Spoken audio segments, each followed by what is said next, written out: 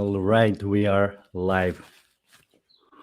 Welcome to Modeling Success Successfully podcast. If you're new to the channel, consider subscribing and activating the bell and actually leaving a comment below that you've subscribed. That's going to automatically enroll you in a monthly shout out giveaway.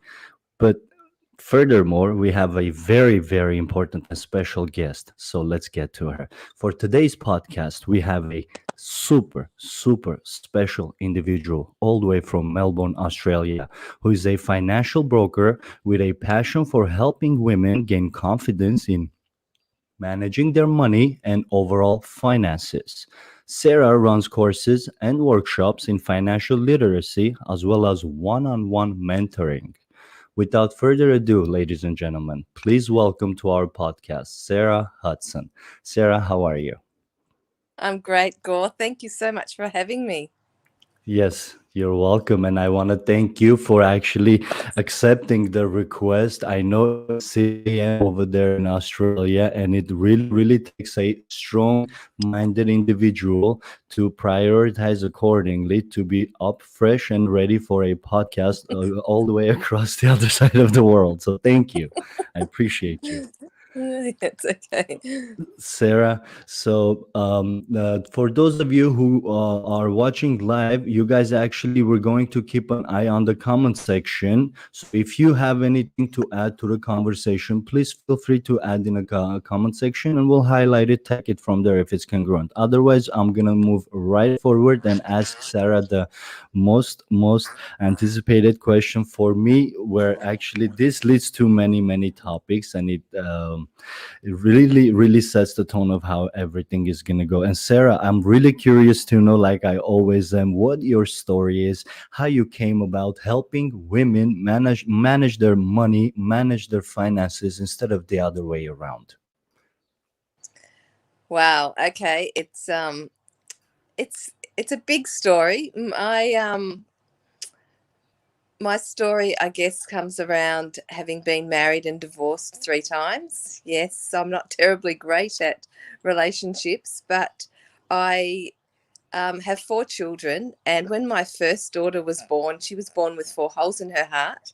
And we spent the first 6 months of her life going in and out of the Royal Children's Hospital. She had open heart surgery when she was just 12 weeks old. Wow. So, because of that, I was actually working for my dad at the time, which was helpful. And I took some time off work to nurse her through all those procedures. And when she finally was given the all clear and I went back to work, I really decided that I wanted to be a stay-at-home mum. Hmm. However, I couldn't afford to do that. My husband at the time was training to be a police officer. And of course, in Australia, when you're doing that, the income is quite low. And we needed me to be working so that we could pay our mortgage and live. So Right. I actually started my first business from home when my daughter was just 6 months old, and she's now 22. So I've been a business owner for over 21 years, and I became a VA. I'm not sure whether you use the same term in America, but a VA is a virtual assistant. So Uh-huh. basically, a secretary or bookkeeper that works from home and provides services virtually. So I did that, It is and the same term we use over here as well. Yes. yeah, yeah, and so I was doing that for about 10 or 12 years, and fell into another industry, which is the cleaning industry. And I started cleaning. Interesting. Yeah, quite Uh-huh. diverse, nothing at all related to what I was doing.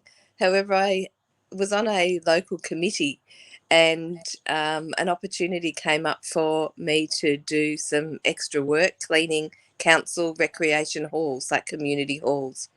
So I started doing that and running their booking system, again, running it as a subcontractor in my own business. And I had another opportunity presented to me to learn how to become a mortgage broker. Uh-huh. So I have always been interested in bookkeeping and finance, and I did the course and decided I absolutely loved it. And the way it came about was my partner at the time had been a mortgage broker for 10 years, and he just said to me one day, "Hey, you'd be great at this." And I go, "Well, why do you say that?" And he said, "Oh, because you love people and it's about relationships. It's not really about the money, it's about the Hmm. relationship." And so I just love to chat to people. And, I always love to hear out what people's stories are. And stories are what makes people interesting. It's where they've come from, where they're going, what's been impacting them, and what's got them into the position that they're in. So I did the course, got myself qualified, and started doing that along with the cleaning and along with the virtual assistant business, and realized before too long that I was way too busy. And so I've gradually shed some of the other responsibilities that I've got.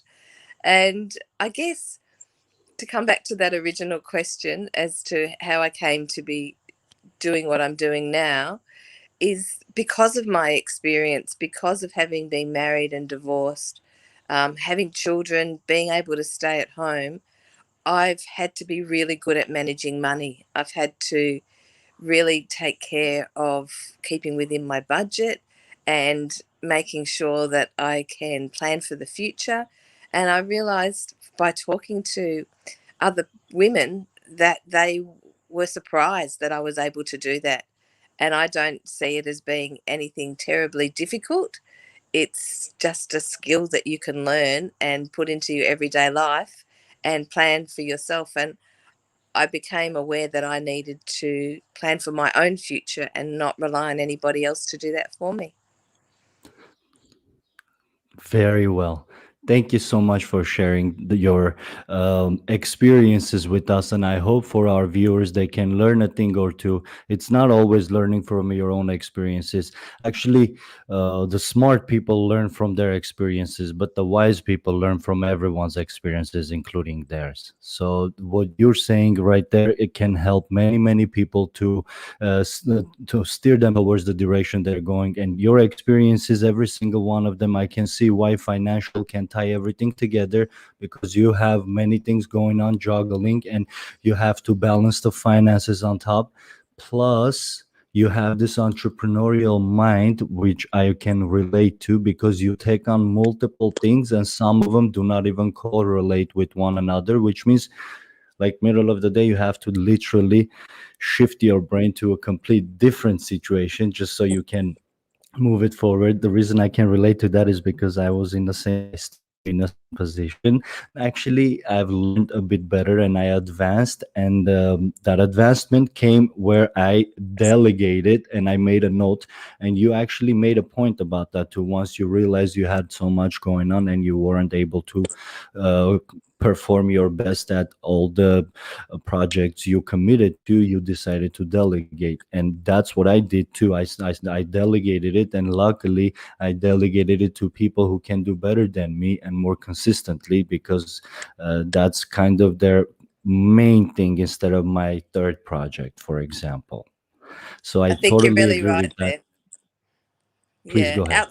outsourcing is so important in business. You just focus on the skills that you have and get the people who know what they're doing in their area to do it for you. Absolutely, absolutely. I've been working for myself past 13 years, which means I've been working 7 days a week, 15 hours plus a day, and I love it. I don't regret it, and I will do it all over again, simply because I used to work at JCPenney at the home department. Part of my job was folding towels, and simultaneously I used to do telemarketing, where I barely spoke any word of English. So go figure how that went. Long story short, I realized that I realized that working for somebody else and giving your best and being let down and not being appreciated is that I didn't see a future right there and then. And this was like about 8 months in when I moved to America. I was born and raised in Armenia, in my mother country, and then I came to America. Half of my life I lived over there, half of my life I lived over here, literally. So, but working for myself, I learned many things that you're describing right now, and I want to point out another thing that you actually brought it up. It's about the relationships. That's the exact words you used when your friend or partner, I don't want to mistitle them, that was in a mortgage, that was a mortgage broker for 10 plus years, and said that you would be good at it because it's about the relationships, and you are a person who can relate to many people, who can socialize accordingly. Could you please elaborate a little more? I do agree with that 100%, but I want our viewers to learn from you, from a fresh point of view. Why is it about relationships in business? Well, I believe that you need to build trust with the person that you're working with. And especially when you're talking about something as raw and personal as your own skills at managing money and about your financial situation. You meet someone for the first time, and that person is asking you to reveal all these little details about you that are really, really private. How much money you make, how much money you've got in the bank, how good you are at using credit cards or paying off loans, things like that that are really, really personal. And we don't generally, or certainly we don't here in Australia, like to talk about how much money we earn. It's considered rude if you ask somebody, well, how much do you make? Well, Hmm. it's none of your business. So it's such a personal conversation to have with somebody. So you need to develop rapport very quickly with your client. And I think that when I go meet a client for the first time, I don't just walk in there and very businesslike and sit down and go, "So, how much do you earn?" No, I like to have a chat and say, "Oh, I really like your house," or "What's that picture about?" Or "I see you've got a little dog at the window. It's okay, it can come inside." And have a chat and ask them questions about their family and what they like doing, their hobbies and so on, and have a chat for about 10 minutes before you launch into that really personal conversation about where they sit financially. And so it's about that trust, about developing a connection with people. And you don't always develop that connection with everybody, but you can certainly make people feel at ease by engaging with them on a personal level before you hit right into the nitty gritty of talking about money.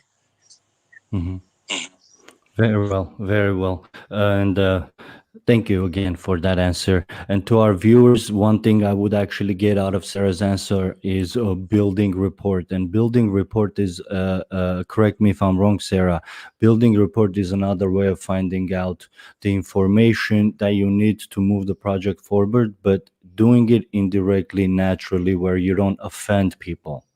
So that Correct. comes only after building a relationship, and once you build relationship, the trust follows, and then from there on, you basically broken the ice, and you can move forward. You become a bit on a kind of a friend basis too, which Yeah. is understandable. I like that. Thank you for that detailed answer. Next question I have for you, Sarah, is a bit um, it's a very specific question, and if you could explain me and to the viewers, because I myself have a very limited knowledge about this topic also. um, what is your take on um, the driven numbers caused the driven numbers in homelessness, specifically numbers risen in women caused financially? What do you think is the driven cause for that problem?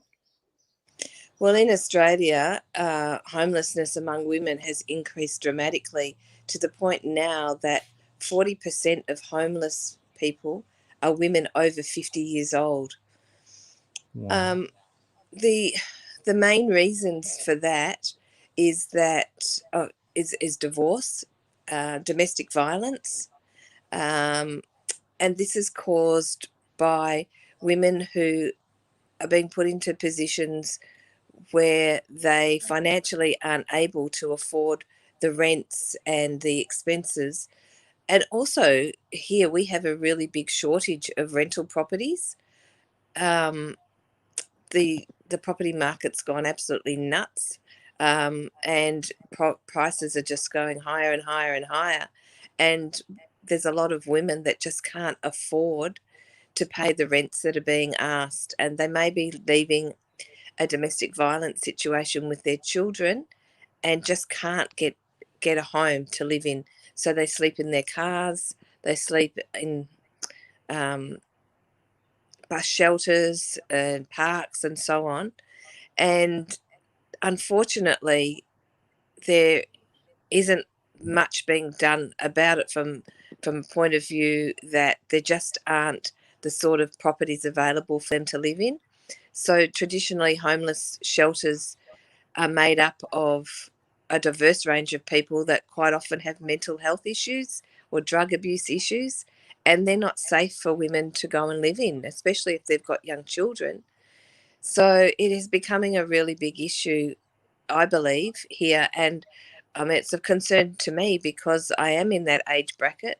And no, I'm not going to find myself homeless for sure. I'm fortunate that I have a stable financial situation. But I do have friends and colleagues in that bracket that don't own their own homes, and they're going to find themselves in a position when they're no longer working of not being able to afford the rents that they're paying.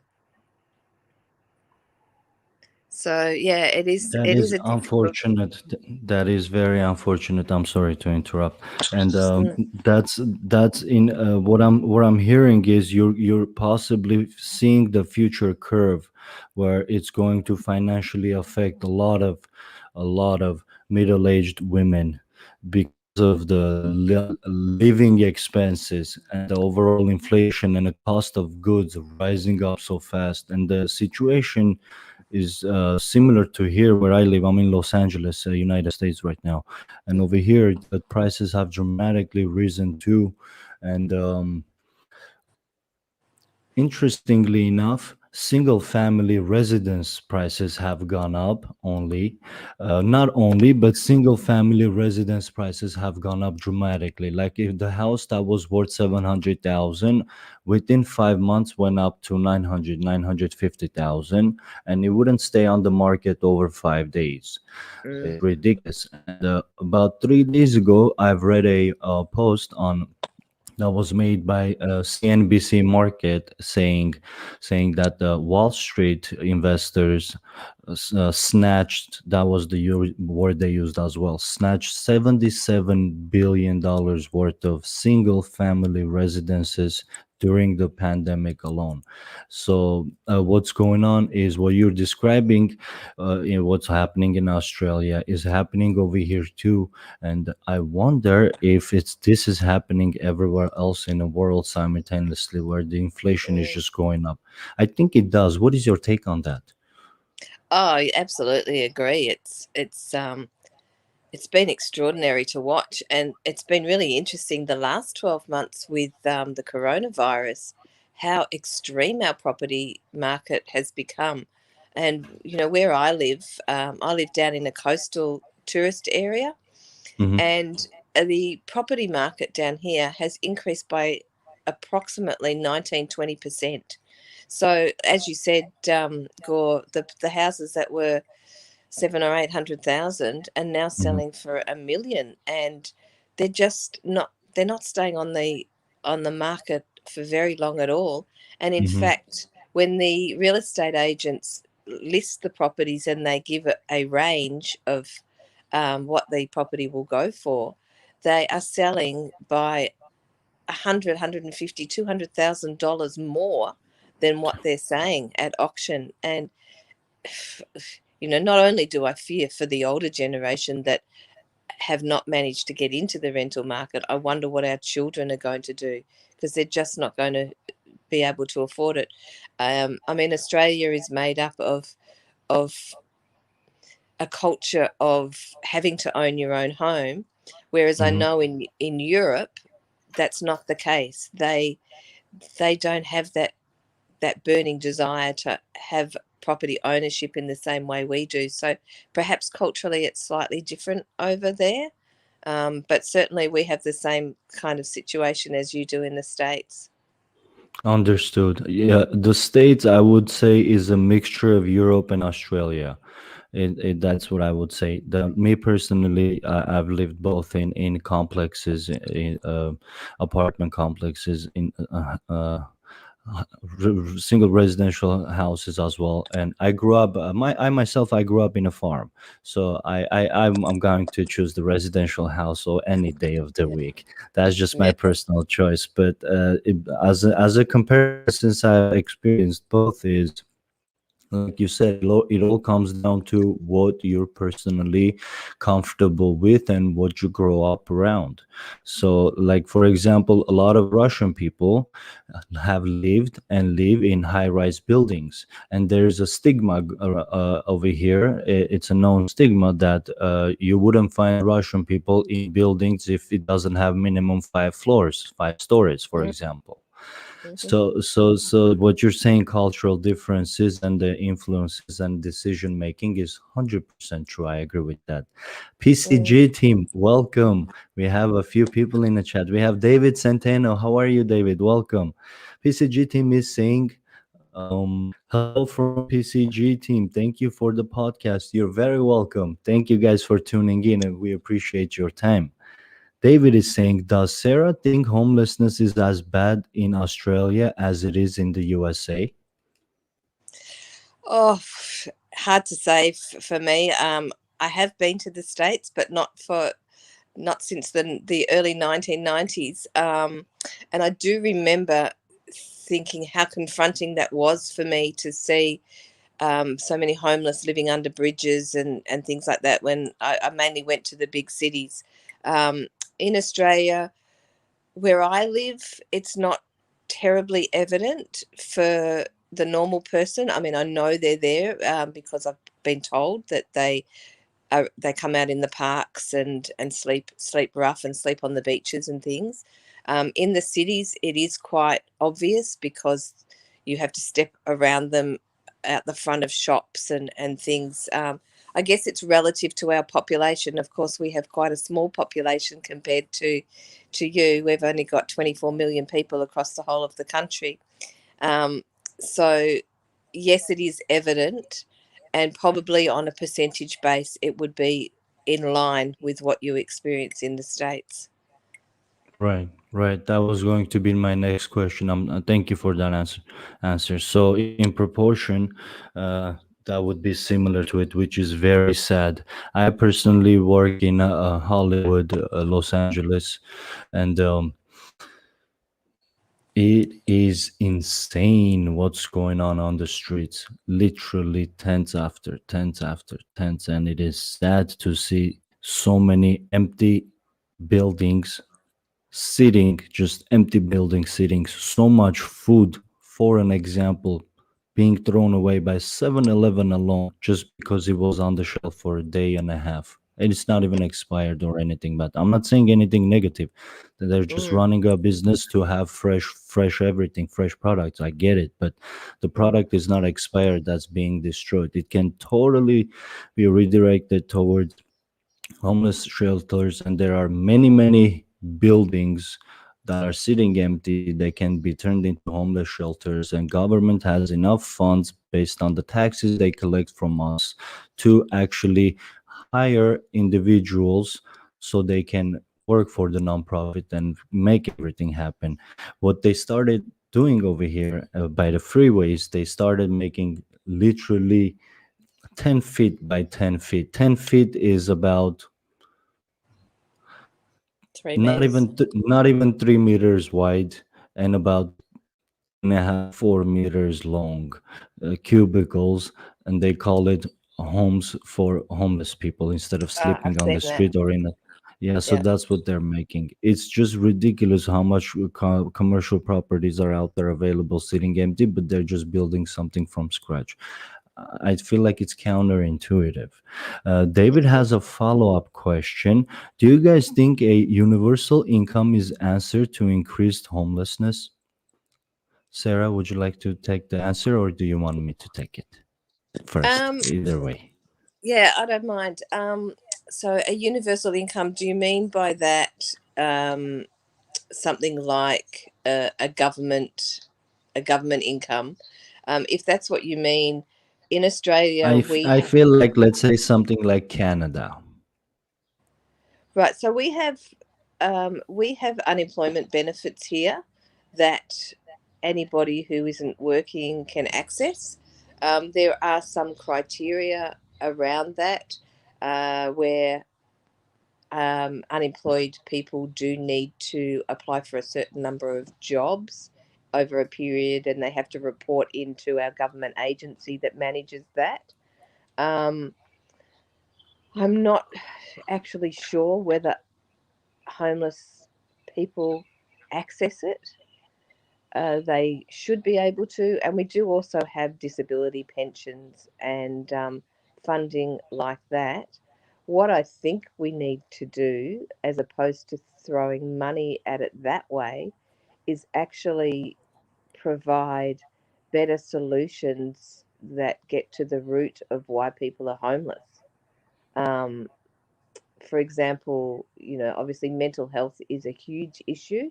Drugs are a huge issue. And I know people like the Salvation Army and a lot of the other organisations are working very hard with people in that situation. Homelessness on the scale where we're talking about domestic violence and job loss and things like that, where we started the conversation, definitely think there needs to be done more in relation to providing short term accommodation options where people have the opportunity of getting back on their feet. And in the city of Melbourne, a couple of years ago, they started building on old railway land, so Commonwealth government land that would set aside for the railways that's disused. They started building a series of tiny homes, similar to what you're talking about, Gore, in relation to those cubicle type things, except that they were self contained. And the idea was that they were going to be used for homeless people, for an opportunity for them to regain their self esteem, get back on their feet, and be able to get back into the community once they had, resettled. So yeah, I'm in mixed minds as to whether I think it's an income thing or a solution based thing. Makes sense, and I can see the reasoning behind it. And you gotta get to the source in order to fix the problem. Thank you, David, for that question. Actually, for both of the questions, and I appreciate you. Those were really, really, really good questions. Sarah, I want to move on to our next question, and which is really another important topic. And me personally, I'm looking forward to learning more about the topic myself. And to our viewers, I want you guys to actually pay extra attention. And if you have anything to add to the conversation, feel free to communicate in the chat section with us. So, Sarah, the question goes like this: women in general have less superannuation, savings, property than men do. What's the main driver behind this reality, to your opinion? The main reason that women have less of these things is that primarily they've been the ones that have stayed at home to raise their family. So, Mm, superannuation in Australia is retirement planning. It's putting money away for your pension for your retirement. So, the government introduced mandatory superannuation back in the 1980s. So, as an employer, you have to put, at the moment, it's 9.5% of your employees' wages is put mhm. away into a superannuation fund. And you can only access that money once you reach retirement age, which at the moment in Australia is 67 years old. Um, 67. yeah, and that's actually increasing. So the younger you are now, the older you will be when you retire. So I think it's going to go up to 70.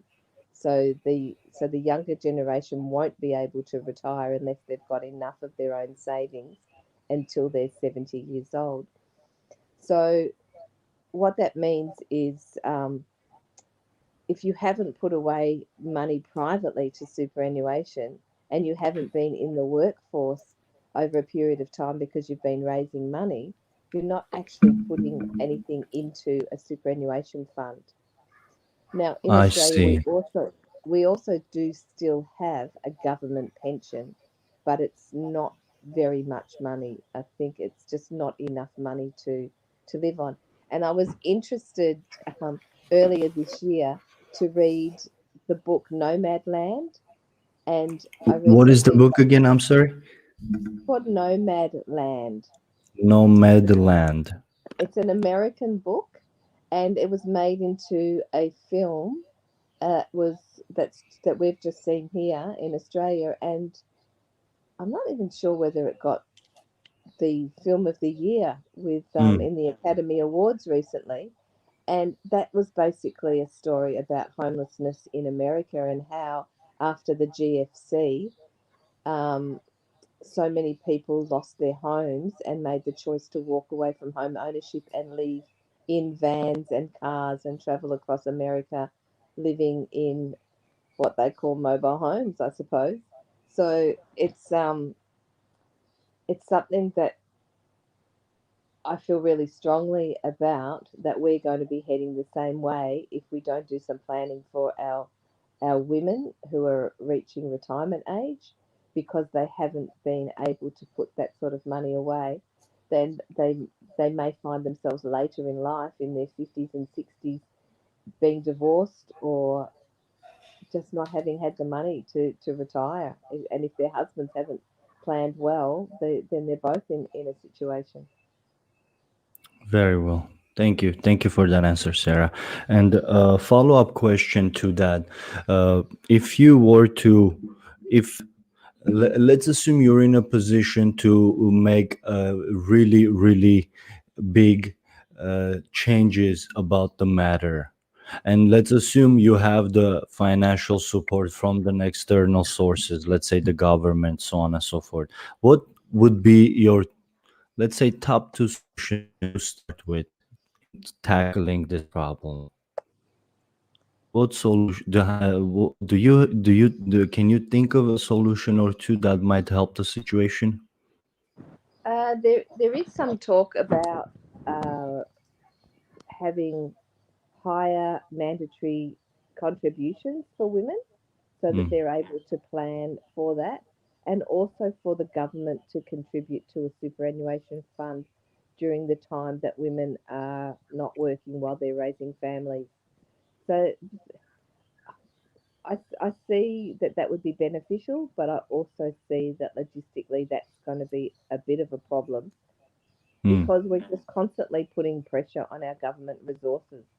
You know, we can only, the people who work can only pay so much tax. I think one of the big solutions would be to actually get the large companies to pay more tax. It's probably the same in the States where it seems like the middle income and people are paying the most tax and the big business are paying the least tax. Whether they manage to get their financial situations dealt with offshore, uh, or whether they just have too many concessions, I'm not really sure. That's a little bit of a A little bit that's of both. yeah, a little bit above my mental grade. But you know, Absolutely. I can only hypothesize that you do hear them talking on financial shows about how big business does not pay enough tax, and Mhm.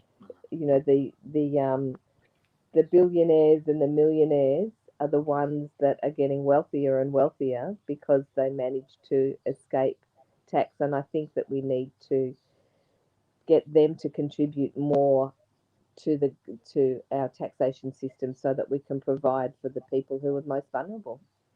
You are absolutely correct. And one example off the top of my head I can give you, Home Depot. I'm sure you guys are familiar with Home Depot. They did about 80, 80 billion dollar gross sales in 2018 alone. This is 18. And they paid zero income tax simply No because way. simply because the headquarters are based in a state in America that does not have state income tax.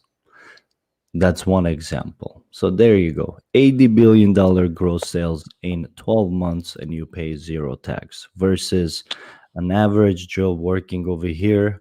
I'll give an example in Los Angeles, earning, let's say, $3,000 a month, working 80 hours a month.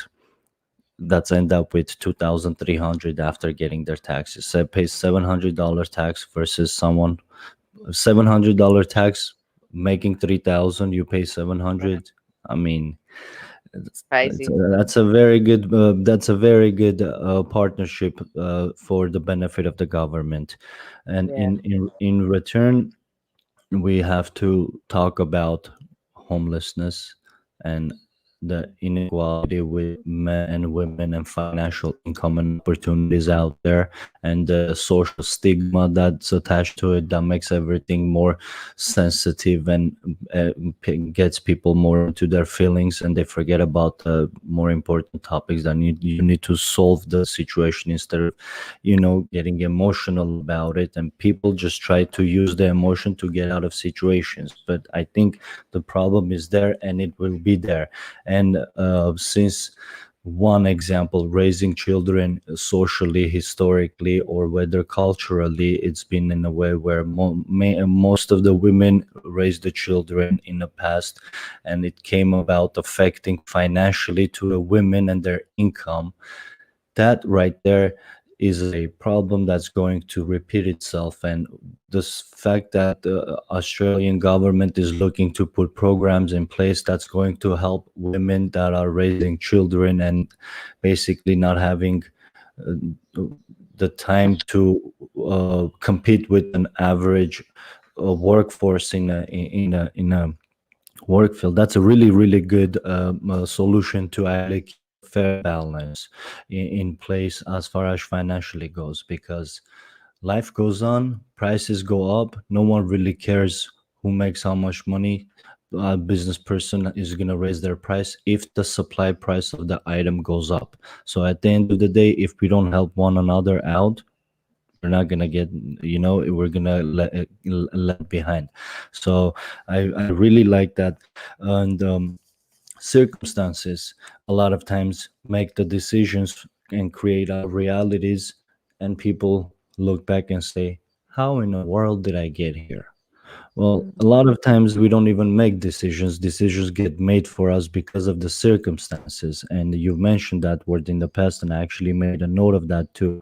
And circumstance is a title we can actually give it to that specific topic too. How women raising children are actually at disadvantage when it comes to income, just one area, for example, touching up. And that's a circumstance that creates that disadvantage. And if that circumstance is dealt with properly and balanced out, I think things will look even better. And that'll be sign of unity instead of cutthroat competition, where the reality could be homelessness, which shouldn't even be an option, in my Mm. opinion, Um, David, I believe, had a follow-up question, and he said, or it's not a question, I believe it's a statement. I believe the drug use and mental health are a symptom of homelessness, not necessarily a cause. Symptom, not a cause. I believe the drug use and the mental health are a symptom of homelessness, not the necessary a cause. So you're saying it comes afterwards, David. Am I understanding this correct, Sarah? I think that's what he's saying, and I think there's an element of that. I think there's probably some who already suffer from drug use and end up on the streets, and perhaps the mental health side of it definitely is aggravated by the homelessness situation. Definitely, I think there's such a huge stigma to mental health, and I can only imagine how dreadful it must be to find yourself on the streets with nowhere else to go. Um, and I do believe that the agencies are trying really hard, but I think the process is just so slow. And here it is. It takes so long to get um, any help from any of the government agencies because they're just overwhelmed with numbers, or their processes are dreadful. And yeah, it's a tragic situation. I mean, we do have some really great initiatives that are around. Like there's a program called Second Bite, which Mm. restaurants. I don't know whether you have it over there. It's for restaurants and shops to redistribute food that would otherwise go to waste, and that Mm. is through through the homeless channels as well. And That's a really, really good program, and I hope programs like that exist here. But I'm not sure. I'm pretty sure they should, but I don't know. So Mm. it's not my. Mhm. You were saying, Yeah, so there are some good things happening. It just, I think the wheels just move too slowly. mm, Um, yeah, and I don't know how you change that. It's you've got to have the people in the industry working to be able to help the people, and it takes time to build that up, and maybe the government resources aren't enough. And yeah, it's like anything. It's the people who are most vulnerable, who need the most help, who are getting the least help. exactly. That's a that explains it. Mm. That puts things in perspective in one sentence. Mm. Sarah, I would like to move forward with another question, and this is a really important question as well. And to some, it might sound like a basic question and straightforward and type of self-explanatory, but to others, it might hit a note where they didn't think of to why it's that important. So that's why this question is important, because it can be easily dismissed, and I want our viewers to not dismiss this question. And here it is. um, what would be the top three importances of teaching financial literacy? So for me, the top three important reasons to teach financial literacy is to be able to teach women and men too. It's not just women. It's women just tends to be my target market, but Hmm. is to teach them to be confident in understanding their money, to be able to budget appropriately and live within their means, and to be able to plan for their financial future and the security of their financial future. So they would be my top three things in relation to financial literacy. That financial literacy, just to flesh that out a little bit, is about understanding money and being confident with money, and having the knowledge of what financial terms mean. Like I remember when I first started doing accounts at a computer company back in my 20s, and I was put into a position where I was working um, with an accounting package, and I'd never done it before, but my boss believed that I could do it. So when he first started to teach me about it, I didn't know what a debit was and a credit was.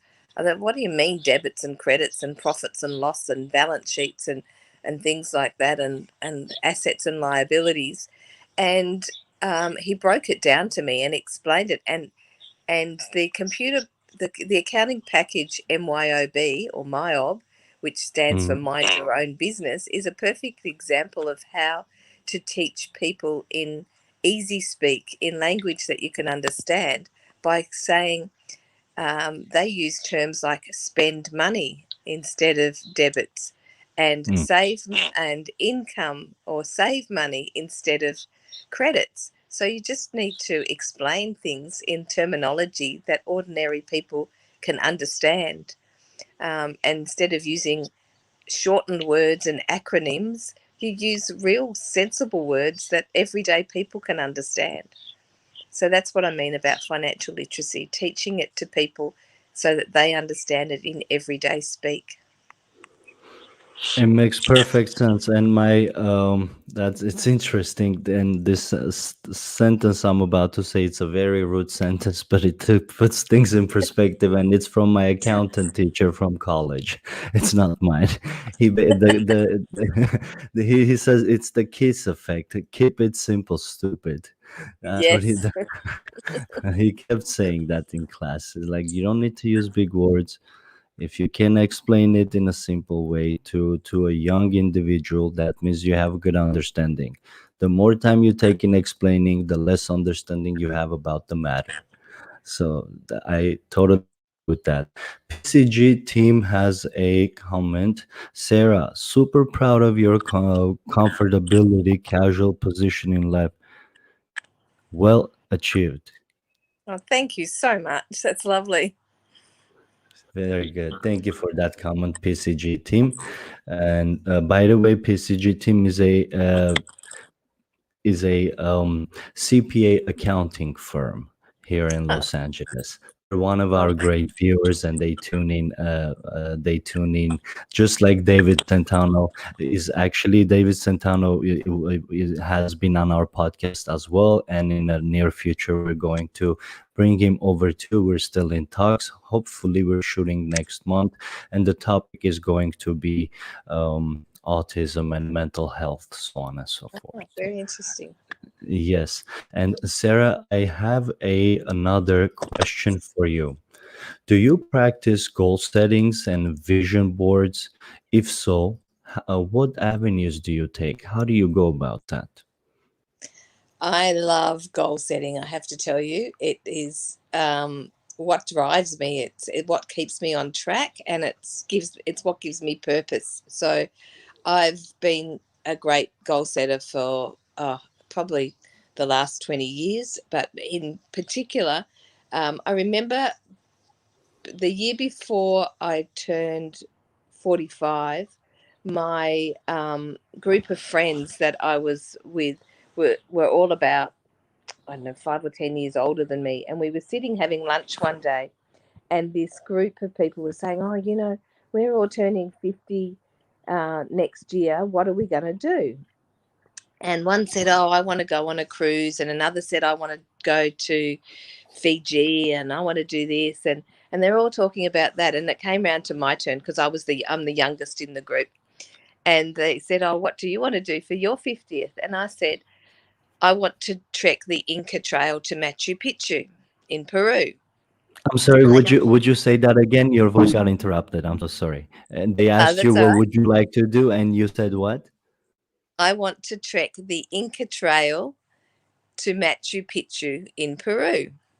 And they Oh. thought, oh, wow, that's amazing. And so when I left that lunch, I thought, now I've said it, I've got to do it. That's what I'm going to do. So I had 5 years, and I put it out to my friends and family, and I said, I'm going to do the Inca Trail in 5 years' time. Anybody want to come with me? That would be great. So my two sisters, who are younger than me, one's 3 years younger and the other's 6 years younger, said, yep, we'll come with you. So my goal setting for that was we set up a joint sisters bank account, and we put $100 in that account every month for 5 years. And in the last year before we went away, every day on Facebook I posted something about Peru that people wouldn't know. And it was fascinating to come up with all these really strange things that happen in Peru, like some Mhm. of them, like eating guinea pigs, not so great. But other things like on the 1st of January, um, people wear yellow underwear because it's supposed to bring good luck. And just really, I'm so okay with that. I learned some really strange things about Peru, but the goal setting of it was for me to put that process in place and to stick true to that goal. So in so I'm now 56. So in 2015, my two sisters and I boarded a plane from Melbourne. We had to fly to Sydney, then to Auckland in New Zealand, then to Santiago in Chile, and then up to Lima in Peru. It took us 36 hours to get there. And then we spent 2 weeks discovering Peru, which included the 4-day trek to Machu Picchu, which Wow. was the hardest thing I've ever done. I did it when I was 50 years old. I was the oldest person in my group, but we did it. And I remember standing on the edge of the rock at the Sun Gate at 8 o'clock in the morning, looking down on Machu Picchu, tears streaming down my face. And my baby sister was crying as well, but only because she's afraid of heights.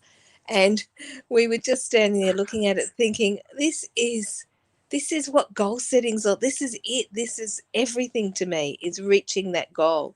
So I do that. I do that every year in about December. I sit down and I work out what my goals for the next 12 months are. I have my big goals, like my 10-year goals. And for them, I have a vision board. So I actually have in my office, I have a big piece of cardboard on the wall with all pictures about different things that I'm passionate about. So they include things like I want to buy a caravan in 5 years and travel around Australia. Um, I have a big picture of the dollar sign with debt free written next to it. Family is really important to me. As I said earlier, I've got 4 children, and they mean the world to me. And one day I hope I'm going to be a grandma so I can look after my grandchildren. And my parents are both aging, and so I'm helping look after them at the moment. So things like that, that is on my office wall so that I see it every day and I'm reminded every day about what's important to me. And I set my goals accordingly and I work towards them. And if I'm not passionate about it, I won't work towards it. So then it drops off the goal setting list. But it really is a great way of having direction and passion and having achievement in your life. Wow. That was amazing. Thank you so much, Sarah, for the detailed explanation and detailed answer. And that is correct. To put it in my own words, um, we every time we sleep and wake up, we have fresh brains, and our attention can go at any direction. So the more props, the more memories we can surround ourselves with towards our dreams and goals that can align with our internal wants and needs, the more happier life we'll have. And that's what you're describing. And for the future, that's where the vision boards come in. I personally believe in vision boards. I made one the second I came to this country because my ESL, English as a second language, but technically English is my fourth language because I studied Russian and French before English. So my teacher told me, my ESL teacher told me about making a vision board, and on my vision board I had a nice house that I bought at the age of 26. On my vision board I wrote, I want a house. I had a convertible Mustang in there. That's what I wanted. I ended up having my house, and instead of a Mustang, I ended up having a Mercedes. I don't complain. So, but vision boards, in my case, it did work, and I actually updated my vision board. I made another one for the next 15, 20 years. And yeah, so basically, the only person I compete myself is myself from previously. So this vision board is competing with the previous vision board. In other words, that's my story. Sarah, it was an absolute pleasure speaking with you. And I want to ask you, um, This last question, and then we will wrap it up. My passion is born out of my experience. Explain that to our viewers and I, please. What does that mean? My passion is born out of my experience. So I think I touched on it a little bit before about having lived through 3 marriages and 3 divorces and having 4 children and being a single parent. So that's my experience. And my experience from that was having to learn to stand on my own 2 feet, having to learn to live within my means. Things have been tough. No, I've never been in danger of losing my home, really. But when I first was a single parent with 2 littlies, my daughters were 2 and 1. Things were tough. It was tough for me to have to keep on working.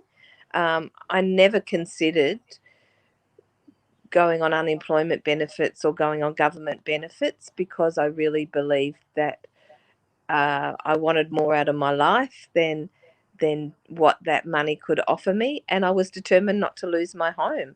So I worked hard, but I worked when my children slept. So I was present for my kids, and I was in the position where I had my VA business. So my daughters were great daytime nappers. They would sleep for 2 or 3 hours, and I made sure that they slept at the same time. So as soon as they went to bed, I would get on my computer and do a bit of work.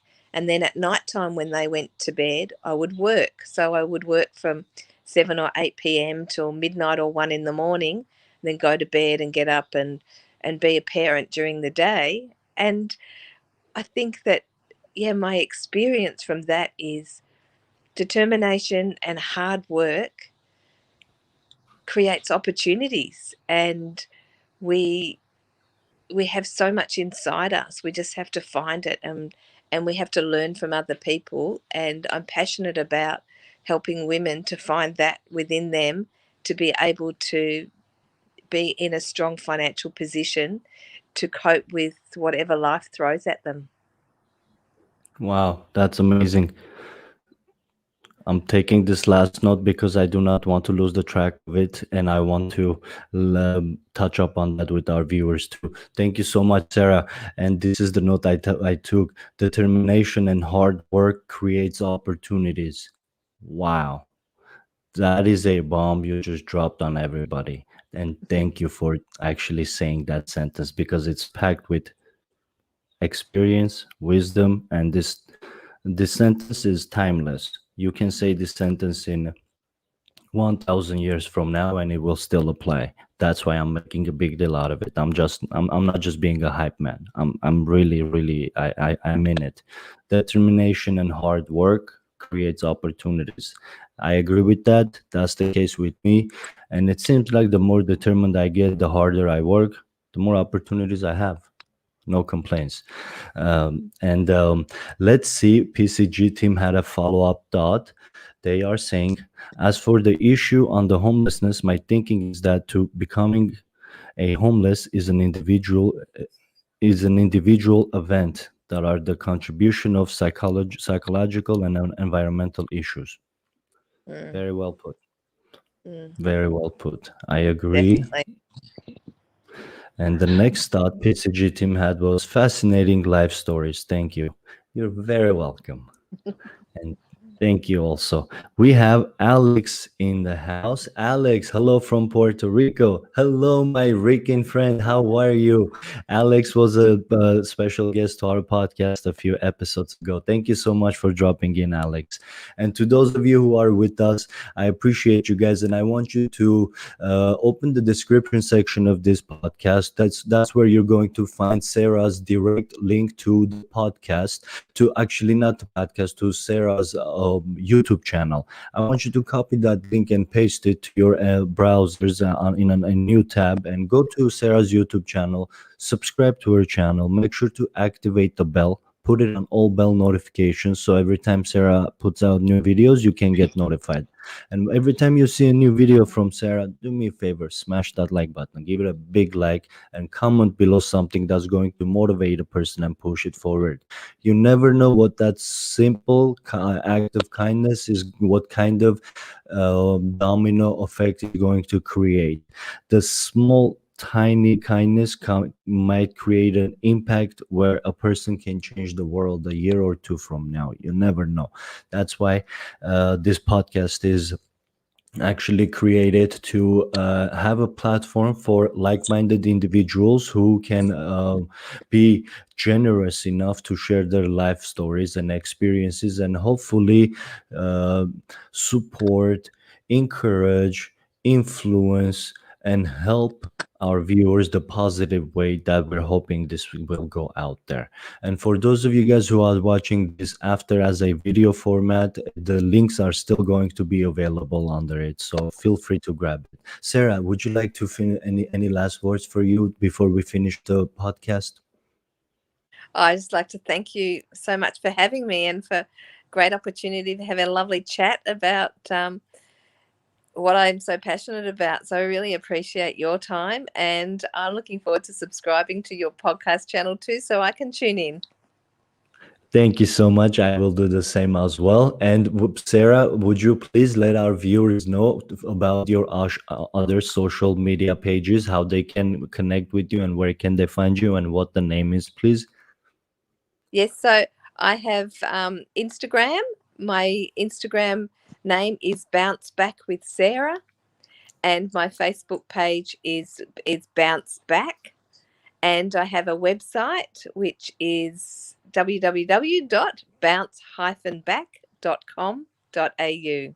I look forward to connecting with all of you over the coming weeks and months, and I hope that you get some benefit from some of the things that I share. Amazing. PCG team saying we have subscribed. Amazing. Thank you, Thank PCG team, you. for your Thank support. you. We appreciate you. And Sarah, again, much thank you for making the 6 a.m. podcast happen all the way from Melbourne, Australia. Australia is on my bucket list of places to visit. I'm personally an outdoorsy person. Clearly, I grew up in a farm and I love the ocean. And unfortunately, my country, Armenia, is a landlocked country, so we do not have any oceans. So that's something that I always wanted to have that I don't have. So Australia, I feel like has both of the worlds that I personally like: the ocean and the land and the how and everything that reminds me of the nature. So definitely is a place I would like to be. Well, Again, you must thank you, look me up Sarah. when you come here.